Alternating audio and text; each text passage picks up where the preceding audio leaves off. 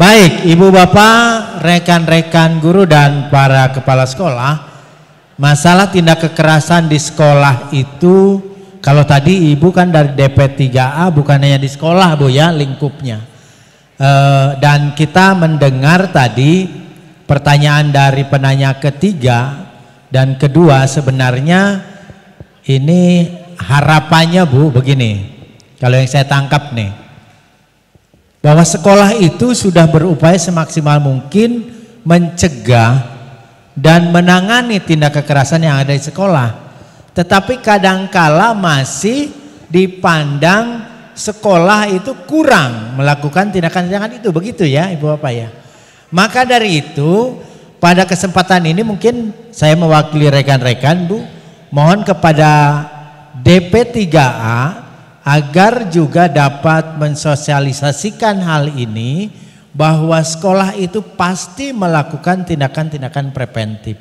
Sekolah itu pasti melakukan penanganan-penanganan yang baik. Tetapi kadangkala segelintir orang tua memandang bahwa tindakan itu masih saja tidak layak, masih saja tidak baik gitu. Padahal di sekolah sudah maksimal, ya. Hal ini sering terjadi dan dari sekolah jadinya si malakama Bu, mau laporan disalahin, ya nggak Bapak Ibu ya, nggak dilaporin salah gitu ya.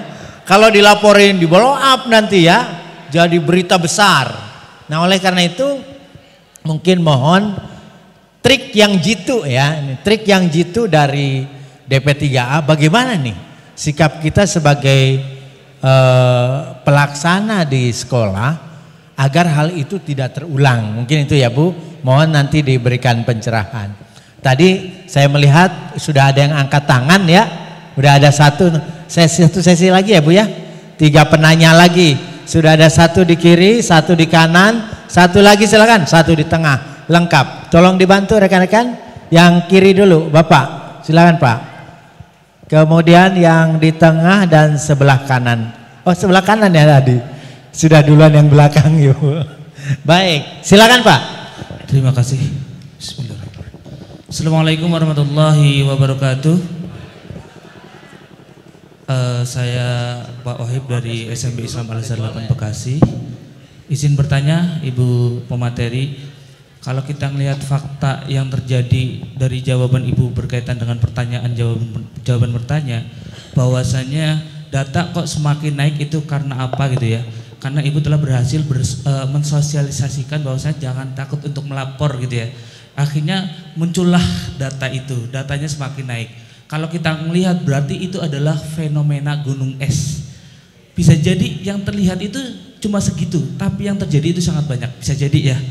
Kalau tadi kita berbicara menjelaskan bahwasanya ini berkaitan dengan korban, yang saya tanyakan adalah berkaitan dengan pelaku.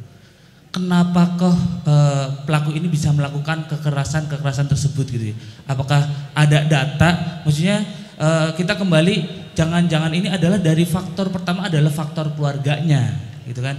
Jika kalau ini kan preventif ya ke korban, dari hasil yang Ibu dapatkan datanya, kenapa sih pelaku-pelaku ini melakukan kekerasan ini? Ada faktor apa? Apakah dari pola asuhnya atau faktor lingkungannya? Supaya kita sebagai orang tua tentunya nanti berharap jangan sampai anak kita itu menjadi pelaku.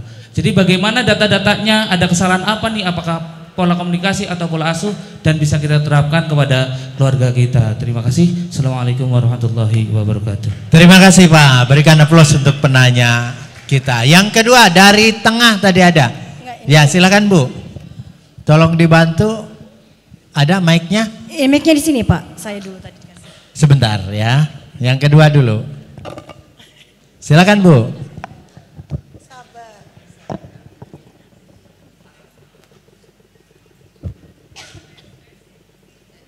Satu, dua, oke.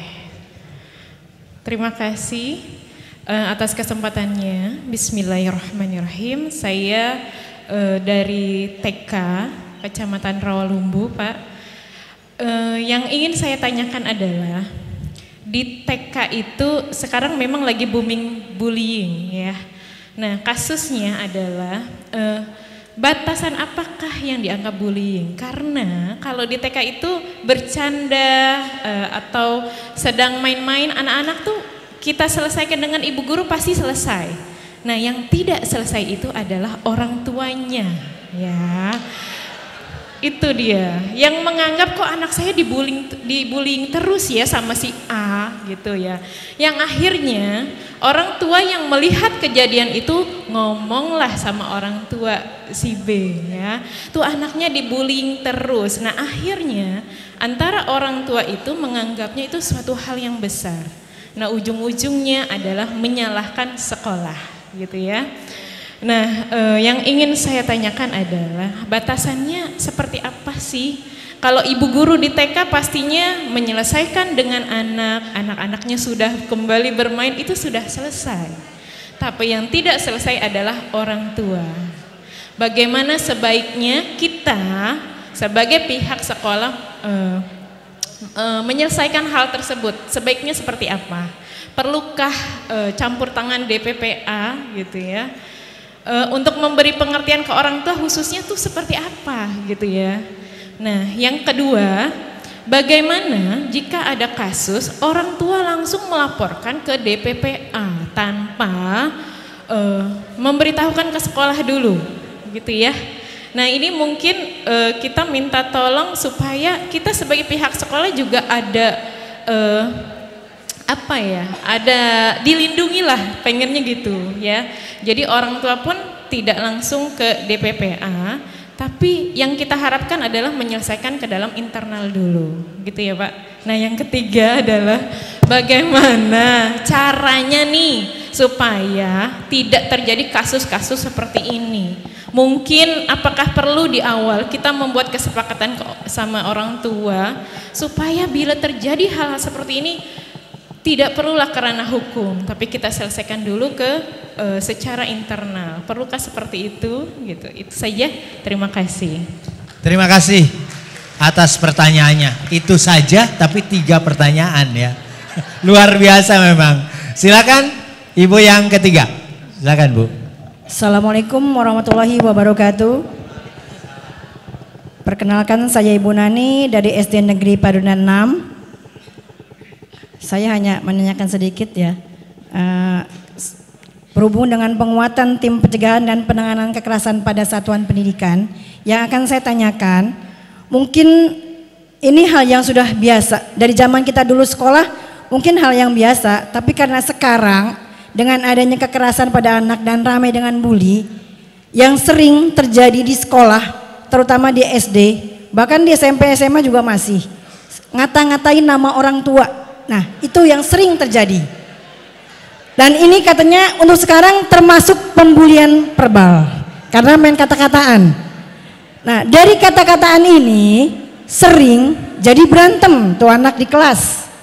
Ya, bahkan ada orang tua yang sampai datang ke sekolah bawa RT dan RW karena katanya merasa anak ini tidak punya sopan santun.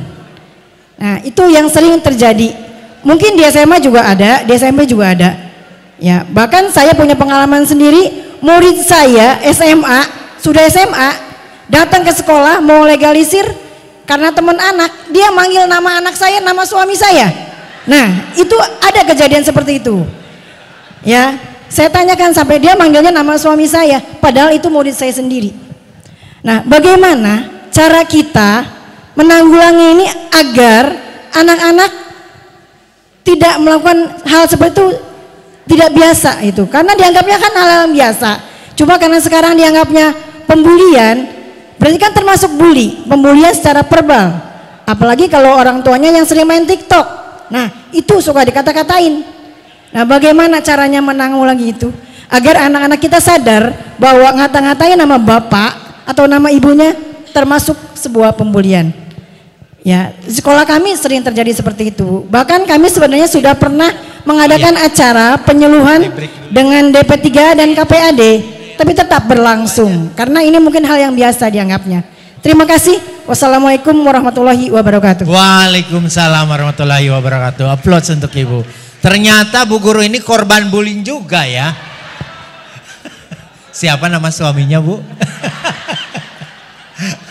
Baik, Ibu apa? Acara kita cut sebentar, Pak PJ sudah di lokasi. Untuk itu Ibu terima kasih, nanti mungkin dilanjut. Silahkan ke tempat duduk lagi. Kita akan mulai kegiatan untuk pembukaan. Pak PJ sudah di lokasi. Yang punya kepentingan pribadi silahkan selesaikan dulu. Sebelah kiri ibu-ibu, sebelah kanan bapak-bapak. Punya keperluan ke kamar mandi maksudnya. Saya lihat kan pada merungkut nih, adem ya.